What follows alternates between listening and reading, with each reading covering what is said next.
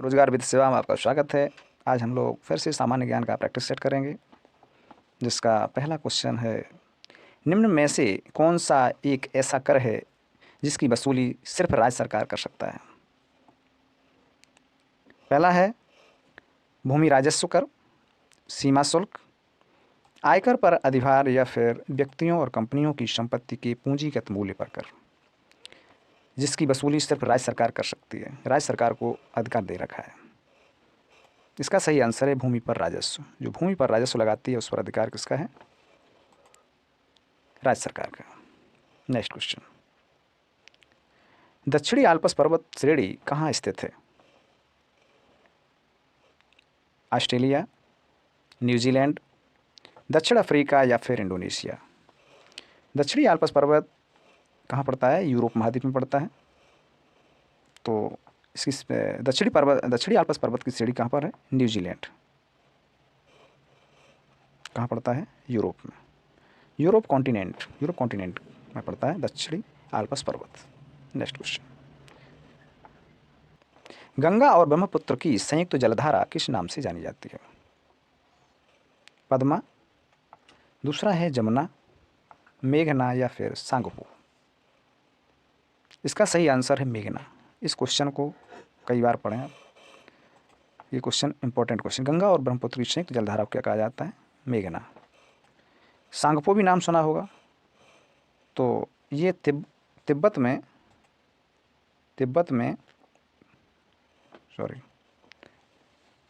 में इस सांगपो को, यानी ब्रह्मपुत्र को सांगपो के नाम से जाना जाता है।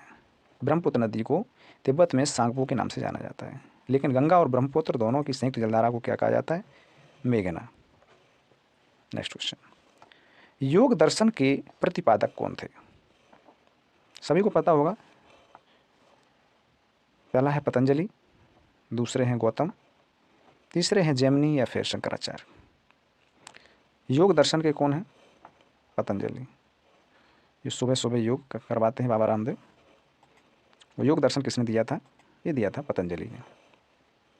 नेक्स्ट क्वेश्चन, एक कंप्यूटर में फाइल, फोल्डर आदि के चित्रात्मक निरूपण को क्या कहा जाता है? सभी के पास टैबलेट, मोबाइल फ़ोन सभी के पास है। फाइल, फोल्डर को आदि के नाम से क्या होता है? आइकन के नाम से जाना जाता है, या शॉर्टकट, टूल बार या फिर टास्क बार। इसका सही आंसर है आइकन। जो मोबाइल पर दिखाई देते हैं या हमारे टैबलेट या कंप्यूटर पर डिस्प्ले पर, उन्हें क्या बोलते हैं? आइकन। फोल्डर पड़े होते हैं जिसको हम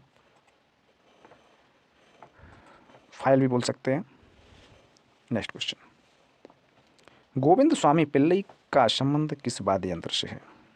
इंपॉर्टेंट क्वेश्चन। गोविंद स्वामी पिल्लई, ऐसे क्वेश्चन भी पूछे जाते हैं। कौन सा, किस यंत्र से, वाद्य यंत्र या उससे क्या नाम, या नृत्य से संबंधित या वाद्य यंत्र से संबंधित, एक दो क्वेश्चन इस तरीके से भी पूछे जाते हैं।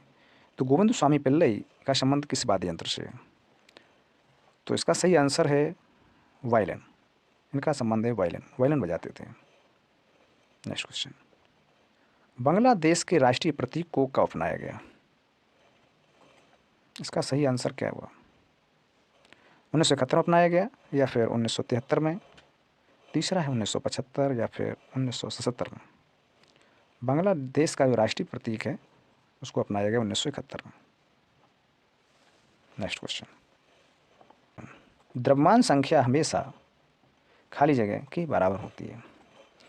खाली जगह में क्या भरना है? प्रोटॉनों की संख्या के बराबर, न्यूट्रॉनों की संख्या के बराबर, प्रोटॉनों की संख्या तथा इलेक्ट्रॉनों की संख्या का योग, या फिर प्रोटॉनों की संख्या तथा न्यूट्रॉनों की संख्या का योग। द्रव्यमान संख्या किसके बराबर होती है? तो इसका सही आंसर है प्रोटॉनों की संख्या तथा न्यूट्रॉनों की संख्या का योग बराबर द्रव्यमान संख्या। ये होना चाहिए इसका आंसर। नेक्स्ट क्वेश्चन, बहुत अच्छा क्वेश्चन है। निम्नलिखित में से कौन सी कथन सही है? सही बताना है आपको, गलत नहीं। एथेनॉल कार्बनिक यौगिकों के लिए एक अच्छा विलायक है।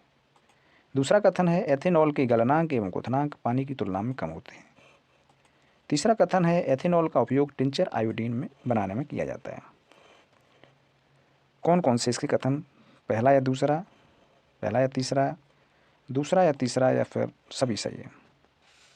इसका सही आंसर है सभी सही है इसके, क्योंकि एथेनॉल का उपयोग कार्बनिक यौगिकों एथेनॉल कार्बनिक यौगिकों का अच्छा विलायक है, बिल्कुल सही बात है।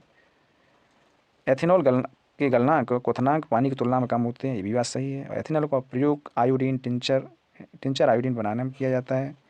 और इसका कहाँ उपयोग किया जाता है? इसका उपयोग जैसे पेंट, घरों में हम लोग पेंट करते हैं, पेंट बनाने में भी किया जाता है। जो मार्कर से लिखते हैं, मार्कर में भी उपयोग होता है एथेनॉल का। इस प्रकार इसका सही आंसर है चौथा है, सभी सही है।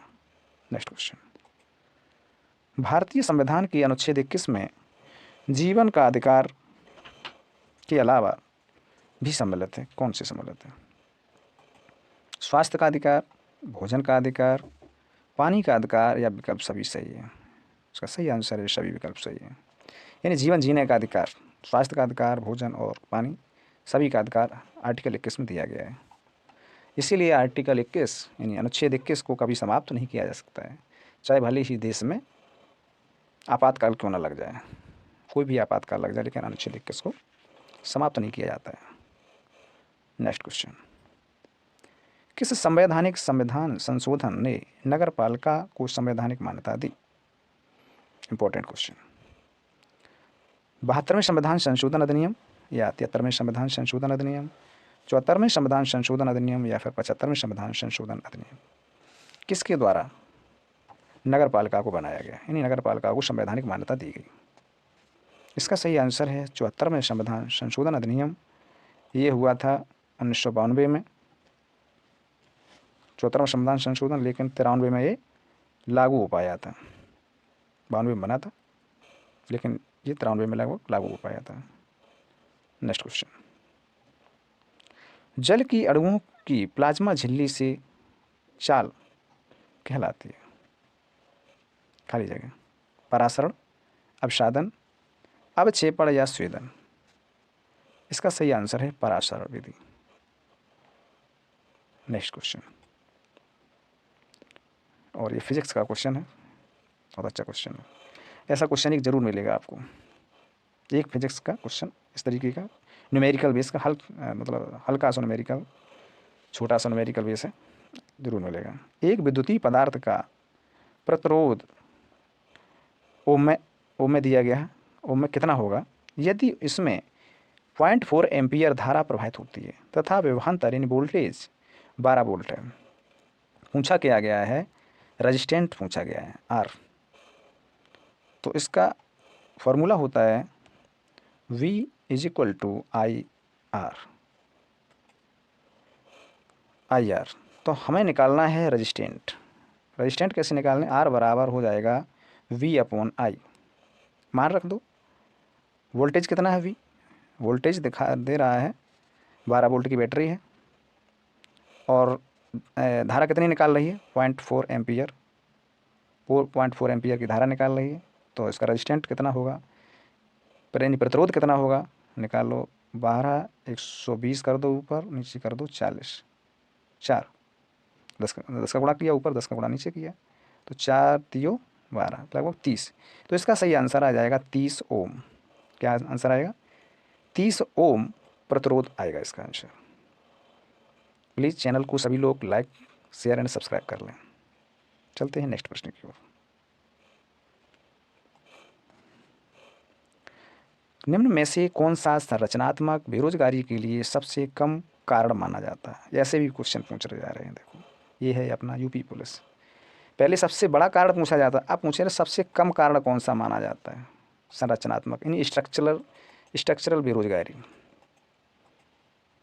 आबादी, प्रौद्योगिकी, देशों के बीच मुक्त व्यापार समझौते नौकरियों को स्थानांतरित करने के लिए प्रेरित करते हैं। चौथा है इस क्षेत्र असामाजिक ज्ञान जिससे रोजगार के अवसर कम है।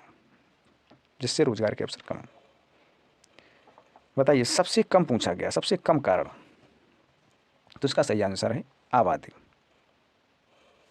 कैसी संरचनात्मक बेरोजगारी होती क्या है, आपको यही नहीं पता होगा? बताइए। संरचनात्मक, संरचना मतलब होता है इसका ढांचा, ढांचा बोलते हैं इसको, संरचना को। तो होता क्या है कि इसमें क्या होता है कि ढांचा ही बदल जाता है। इस संरचनात्मक बेरोजगारी में क्या होता है कि जैसे अभी डीजल से चलने वाले वाहन चल रहे हैं, अभी कुछ दिनों बाद आ जाएंगे इलेक्ट्रिकल व्हीकल। तो जो जो मैकेनिक होगा, अब उसको क्या होगा, पहले वो सीखा हुआ है कि उसको डीजल या पेट्रोल वाली गाड़ी को कैसे मैकेनिक सही करना है। अब उसको सीखना पड़ेगा क्या कि इलेक्ट्रिकल व्हीकल को कैसे सही किया जाए, फिर वो सीखना पड़ेगा उसको। तो ये क्या होता है, इसके कारण कुछ लोग क्या होते हैं कि वो छोड़ ही देते हैं, फिर वो बेरोजगार हो जाते हैं। इसे बोलते हैं संरचनात्मक बेरोजगारी। इसी प्रकार पहले क्या, जैसे टेलीविज़न आते थे वो पिक्चर ट्यूब पर आधारित थे, तो मैकेनिक ने सीख लिया पिक्चर ट्यूब को कैसे सही करना है। लेकिन अब प्रेजेंट टाइम में क्या, एलईडी, एलसीडी वगैरह, अब ये नई जनरेशन में आ गई। तो अब जो ओल्ड एज वाले मैकेनिक हैं, अब वो सीखने में उनको टाइम लगेगा काफ़ी, तो इस वजह से वो ये काम ही बंद कर देते हैं करना। तो इस कारण हुई संरचना में हुआ परिवर्तन, उसके कारण हुई बेरोजगारी को क्या बोलते हैं, संरचनात्मक बेरोजगारी। तो ये प्रौद्योगिकी, ये भी हो सकता है, प्रौद्योगिकी के कारण तो हो रहा है। देश से मुक्त व्यापार समझौते, नौकरियों के स्थानांतरण करने, इससे बेरोजगारी से होती है, सही बात है। क्षेत्रों में सामाजिक ज्ञान, ये भी कारण है, लेकिन आबादी इसका कारण नहीं है, इसका पॉपुलेशन से कोई लेना देना नहीं है। चलते हैं नेक्स्ट प्रश्न की ओर। वर्ष 1967 से 69 के बीच निम्नलिखित में से कौन से देश के राष्ट्रपति थे? बहुत अच्छा क्वेश्चन। अब बताना पड़ेगा 67 और 69 के बीच कौन से राष्ट्रपति थे, याद करना पड़ेगा ये आपको। इसका सही आंसर है डॉक्टर वीवी गिरी। इसका सही आंसर है कौन, डॉक्टर वीवी गिरी। नेक्स्ट क्वेश्चन, निम्नलिखित में से कौन पृथ्वी के अपने अक्ष के घूमने के परिणाम स्वरूप होता है, यानी पृथ्वी के घूमने के कारण होता है? टाइड, दूसरा है कोरियोलिसिस बल, तीसरा है गुरुत्वाकर्षण बल, या फिलिक्स? इसका सही आंसर है कोरियोलिसिस बल। कोरियोलिसिस बल किसके कारण लगता है, पृथ्वी के घूमने के कारण, जो अपनी अक्ष पर घूम रही है पृथ्वी। नेक्स्ट क्वेश्चन, ब्रह्मपुत्र नदी को तिब्बत में क्या कहा जाता है? अभी मैंने पिछले क्वेश्चन बताया था कि ब्रह्मपुत्र नदी को तिब्बत में क्या कहा जाता है, इसको बोला जाता है सांगपो, शांगपो के नाम से। नेक्स्ट क्वेश्चन, ये भी क्वेश्चन बहुत इंपॉर्टेंट है, इसको नोट कर लें, ये कई बार पूछा गया है क्वेश्चन। भारत के 1 रुपये के नोट पर किसका हस्ताक्षर होता है? क्वेश्चन सरल क्वेश्चन आपको करके आने, कठिन को टच नहीं करना है, क्योंकि 70% पेपर सरल ही बनाया जाता है और 30% थोड़ा उसमें मॉडरेट भी होता है और टफ भी, 10% कठिन बनाया जाता है। तो आप 70% जो सरल वाला है 70% आप करके आएँगे, उसी में आपका सिलेक्शन हो जाएगा। अगर सही, यानी सरल वाले को छोड़ना नहीं है और गलत वाले को टच नहीं करना है। तो भारत के 1 रुपये के नोट पर किसका हस्ताक्षर होता है, बताएं इसका आंसर। पहला है भारत के रिजर्व बैंक के गवर्नर का, दूसरा है भारत के वित्त मंत्री का,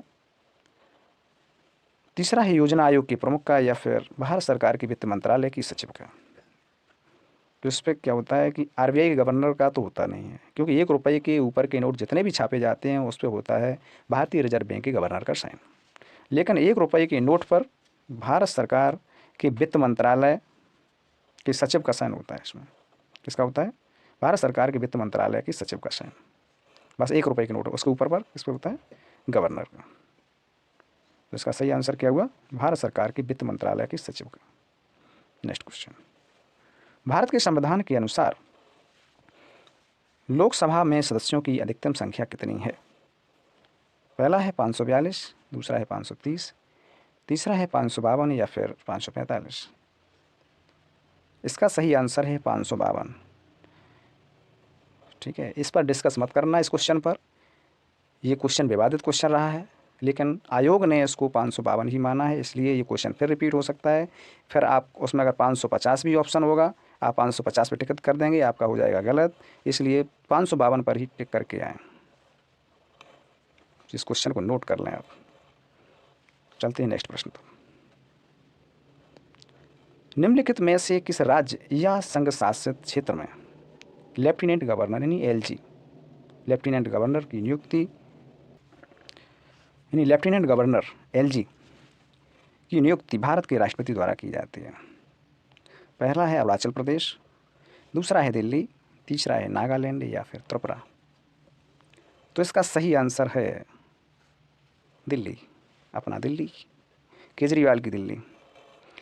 तो यहाँ बैठा दिया उन्होंने LG यानी लेफ्टिनेंट गवर्नर।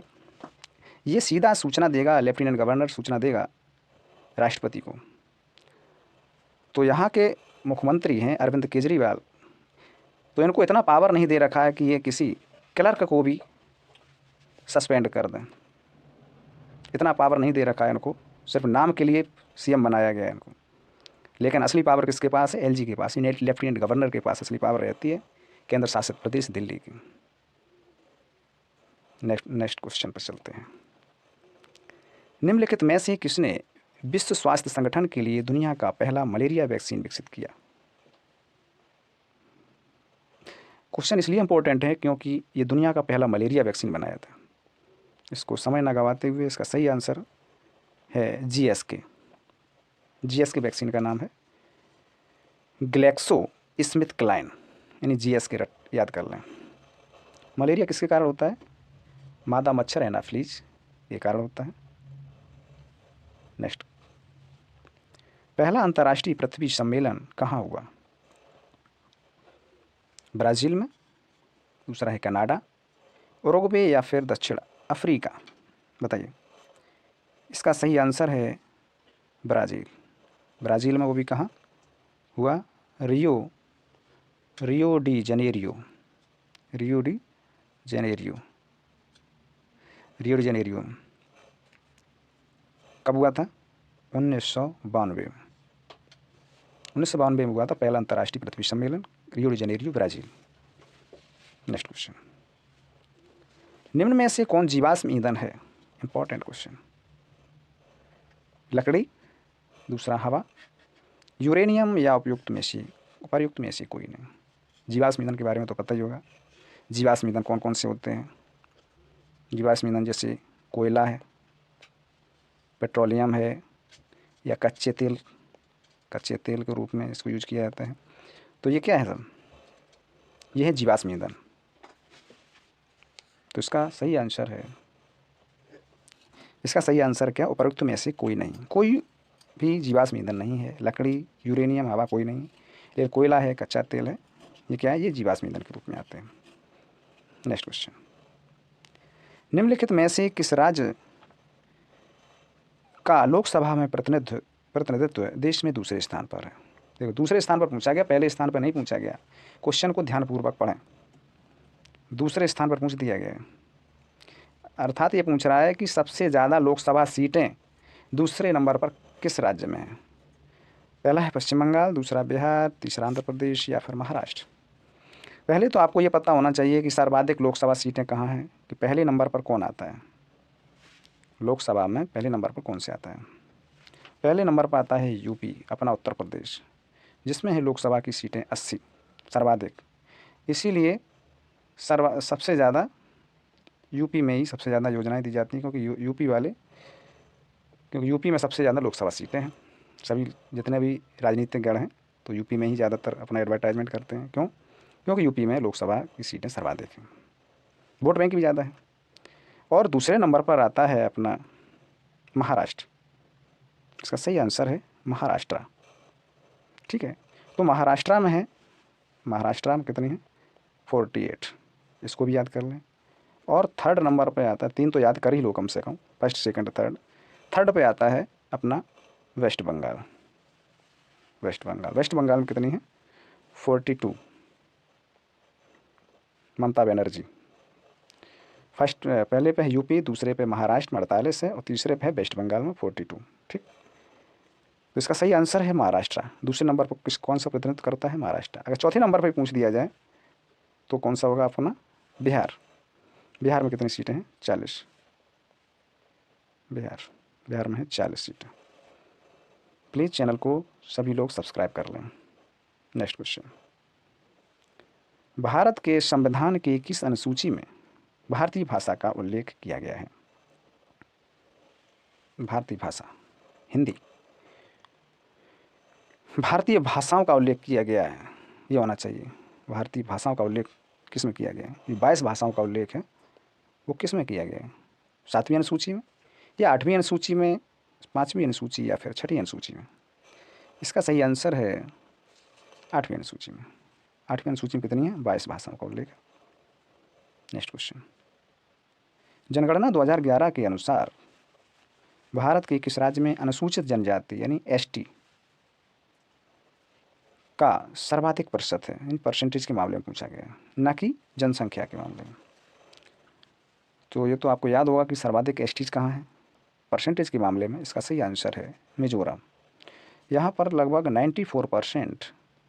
94% एसटीज निवास करते हैं, यानी अनुसूचित जनजाति के लोग निवास करते हैं।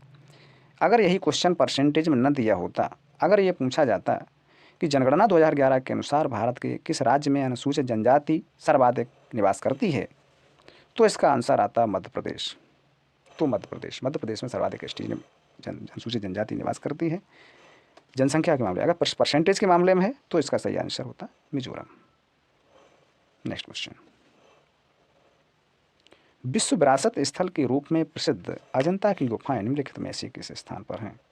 अजंता की गुफाएं सभी को पता है कहाँ है? औरंगाबाद महाराष्ट्र में है। औरंगाबाद महाराष्ट्र।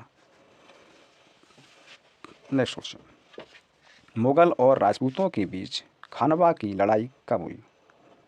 ये खानवा कहाँ पड़ता है? खानवा ये आगरा से लगभग 50-60 किलोमीटर की दूरी पर पड़ता है। तो यहाँ पर मुगल और राजपूतों के बीच हुई थी। मुगलों से कौन थे? बाबर की लड़ाई, और राजपूतों के साथ हुई। कब हुई थी? 1526 में या 1527 में, 1568 या फिर 1519 में? बताइए। इसका सही आंसर है 1527 में। 1527 में। इसमें जीत किसकी हुई थी? मुगलों की जीत हुई थी, बाबर जीत गया था इसमें। नेक्स्ट क्वेश्चन, और ये जाना पहचाना क्वेश्चन, गांधी जी द्वारा दांडी मार्च कब किया गया? वही रिपीटेड क्वेश्चन है, दांडी मार्च कब किया गया? इसका सही आंसर है, क्या होना चाहिए? 12 मार्च 1930। 12 मार्च 1930 में दांडी मार्च क्यों किया था?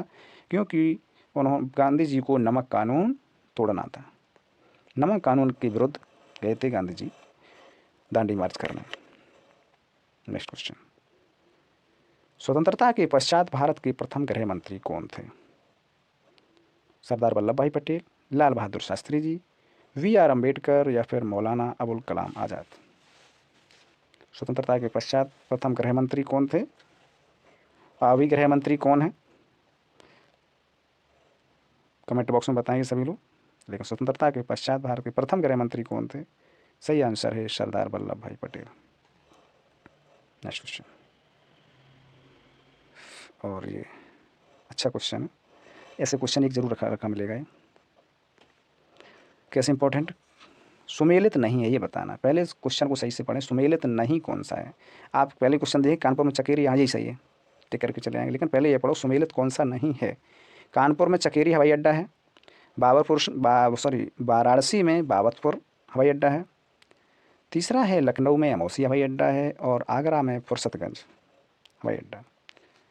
कौन सा हवाई अड्डा नहीं है, कौन सुमेलित नहीं है, इसका बताना। कानपुर में चकेरी बिल्कुल सही है, चकेरी हवाई अड्डा शुरुआत में मिलता है। वाराणसी में बाबतपुर भी है, लखनऊ में अमौसी हवाई अड्डा है, ये भी बात बिल्कुल सही है। लेकिन आगरा में फुर्सतगंज नहीं है, आगरा में है खेरिया हवाई अड्डा है आगरा में। तो इसका सही आंसर है कि आगरा में फुर्सतगंज नहीं है, ये खेरिया हवाई अड्डा है।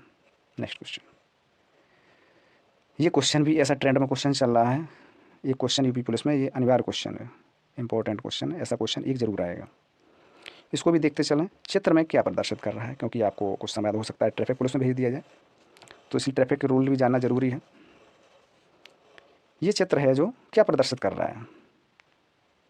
अब इसका सही मार्ग है अनिवार्य ध्वनि मार्ग, यानी ये जहाँ से आप गुजर रहे हैं वहाँ आप ध्वनि का प्रयोग जरूर करें। नेक्स्ट क्वेश्चन, भारतीय पशु चिकित्सा अनुसंधान संस्थान कहाँ है? मथुरा में, भरतपुर में, पटना या फिर बरेली में? इसका सही आंसर है बरेली में। इसको तो आप नोट ही कर लें क्वेश्चन, क्योंकि भारतीय पशु चिकित्सा अनुसंधान संस्थान बहुत पूछा जाता है। कहाँ है? इज्जत नगर बरेली। नेक्स्ट क्वेश्चन, उत्तर प्रदेश का गुरु पूर्णिमा पर्व समर्पित है कौन से ऋषि को समर्पित है? गुरु पूर्णिमा मनाई जाती है, वे कौन से ऋषि के लिए समर्पित है? व्यास जी को, या वशिष्ठ जी को, या वाल्मीकि जी को, या भृगु जी को? तो गुरु पूर्णिमा किसके लिए मनाई जाती है? ये है व्यास जी के, व्यास जी को समर्पित है, क्योंकि हिंदू धर्म के प्रथम गुरु माना जाता है व्यास जी को, तो इसलिए मनाई जाती है गुरु पूर्णिमा, व्यास जी को समर्पित है। नेक्स्ट क्वेश्चन, उत्तर प्रदेश के किस किस क्षेत्र में सोयाबीन की फसल मुख्यतया उगाई जाती है? पूर्वी क्षेत्र, या उत्तर प्रदेश के केंद्रीय क्षेत्र में, विंध्याचल क्षेत्र में, या फिर बुंदेलखंड क्षेत्र में? उत्तर प्रदेश की बात कर रहा है। उत्तर प्रदेश में सोयाबीन कहाँ उगाई जाती है? बुंदेलखंड क्षेत्र में। बुंदेलखंड क्षेत्र में कौन कौन? हमीरपुर, बांदा, लखीमपुर खीरी, सॉरी नहीं, हमीरपुर, बांदा, झांसी इधर पड़ता है सब, ये बुंदेलखंड क्षेत्र में। तो इधर क्या होता है सब? इधर सर्वाधिक सोयाबीन की खेती होती है, सोनभद्र तक। Next question, VR Ambedkar institute of technology for handicapped, यानी विकलांगों के लिए, फॉर हैंडीकैप्ड के लिए doctor VR Ambedkar institute of technology कहाँ स्थित है? आगरा में, इलाहाबाद में, कानपुर में, या फिर लखनऊ में? इसका सही आंसर है कानपुर में। नेक्स्ट क्वेश्चन, निम्नलिखित युग्मों में से कौन सा सुमेलित नहीं है? फिर ऐसा क्वेश्चन आ गया, बहुत ट्रेंड क्वेश्चन, कथन निष्कर्ष वाले, और ये सुमेलित नहीं है, ये क्वेश्चन जरूर पढ़ के जाएं। तो नोएडा सॉफ्टवेयर एंड IT उद्योग के लिए जाना जाता है, सीतापुर प्लाईवुड उद्योग के लिए जाना जाता है, और गोरखपुर खेलकूद के सामान बनाने के लिए, और वाराणसी रेशम उद्योग के लिए। इसमें कौन सा सुमेलित नहीं है ये पूछा है। इसलिए तो सही है कि नोएडा सॉफ्टवेयर और IT हब है, सभी जानते हैं। सीतापुर प्लाईवुड के लिए फेमस है, सही बात है। वाराणसी रेशम उद्योग के लिए, लेकिन गोरखपुर है वो खेल कूद का सामान के लिए फेमस नहीं है। ठीक है, अगर खेल कूद का सामान पूछना है, खेल कूद के सामान के लिए कौन सा फेमस है? मेरठ, मेरठ में सबसे ज़्यादा खेल कूद के सामान बनाए जाते हैं। चलते हैं नेक्स्ट प्रश्न की ओर। हाँ, 38 क्वेश्चन, और ये अंतिम क्वेश्चन था। होमवर्क है आपका कि भारतीय दलहन शोध संस्थान कहाँ पर स्थित है, ये आपको कमेंट बॉक्स में बताना है। और सभी लोग चैनल को लाइक, शेयर एंड सब्सक्राइब करें, और चैनल को सपोर्ट करें। सभी को best of luck, thank you.